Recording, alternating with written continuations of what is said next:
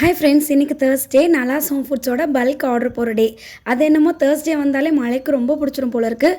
எல்லா வியாழக்கிழமையும் கண்டிப்பாக மழை வந்துடுது. இன்றைக்கி மார்னிங் ஏர்லியராகவே கடைக்கு வந்து ஆர்டருக்கான வேலை எல்லாமே ஸ்டார்ட் பண்ணிட்டேன். கேஸ் கனெக்ஷனுக்கு வந்துட்டு ஏதோ ஃபிங்கர் பிரிண்ட் வைக்கணுமா, அப்படி இல்லைனா கேஸ் கனெக்ஷன் கேன்சல் பண்ணிடுவேன்னு சொன்னாங்க. ஸோ அதுக்கு வந்துட்டு கொஞ்சம் மழை விட்டவுடனே போயிட்டு அந்த வேலையெல்லாம் பார்த்துட்டு கடைக்கு வந்தேன். திருப்பி பார்த்திங்கன்னா செம மழை.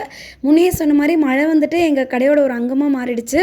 நாங்கள் வந்து இதை ஈஸியாக சமாளிக்கிறதுக்கு பழகிட்டோம். கண்டினியூஸாக மழை இல்லைனாலும் விட்டு விட்டு பெஞ்சிட்டே இருக்குது. கடை வந்து ரொம்ப டிஸ்டர்ப் ஆகிட்டே இருந்தது, இந்த சப்பாத்தி போடுறது எல்லாமே.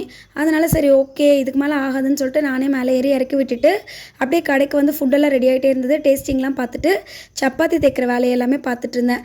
இதுக்கிடையில் வந்து பார்த்திங்கன்னா இன்றைக்கி மஷ்ரூம் பிரியாணி தான் ஆர்டர் கொடுத்துருந்தாங்க.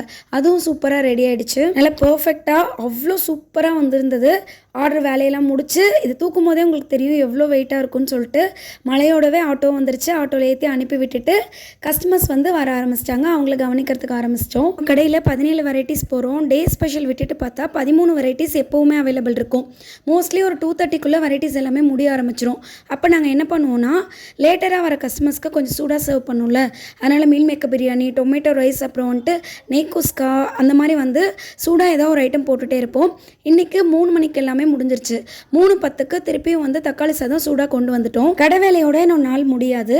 கடையிலேருந்து வரும்போதே சப்பாத்தி குருமா வந்து எடுத்துகிட்டு வந்துடுவேன். அப்பார்ட்மெண்ட்டில் இருக்கவங்க டின்னர் மட்டும் ஒரு 3 வீட்டுக்கு நைட்டு பண்ணி கொடுப்பேன். அவங்க வந்து எனக்கு சப்பாத்தி கேட்டிருந்தாங்க. அவங்களுக்காக வந்தோடனே சப்பாத்தி மாவு பிசைஞ்சு வச்சுட்டு நான் கொஞ்சம் ரெஃப்ரெஷ் ஆகி சாமியெல்லாம் கும்பிட்டு முடிச்சதுக்கப்புறமா டின்னர் செய்கிற வேலையை ஸ்டார்ட் பண்ணிட்டேன். எப்படியும் வீட்டுக்கு வந்து நைட்டுக்கு டிஃபன் பண்ணி தான் ஆகணும். அது கூடவே அப்பார்ட்மெண்ட்டில் இருக்கவங்களுக்கு செஞ்சு கொடுத்தா ஒரு எக்ஸ்ட்ரா ஏர்னிங்ஸ் தானே. இன்னைக்கு குருமா கொஞ்சம் கம்மியாக தான் இருந்தது, அதனால் எக்ஸ்ட்ரா தக்காளி தொக்கும் செஞ்சுட்டேன். அவங்களுக்கும் பேக் பண்ணி கொடுத்துட்டு எங்களுக்கும் டின்னர் எடுத்து வச்சுட்டு இந்த வீடியோவை எடிட் பண்ணி போஸ்ட் பண்ணும்போது என்னோட டே கம்ப்ளீட் ஆகும்.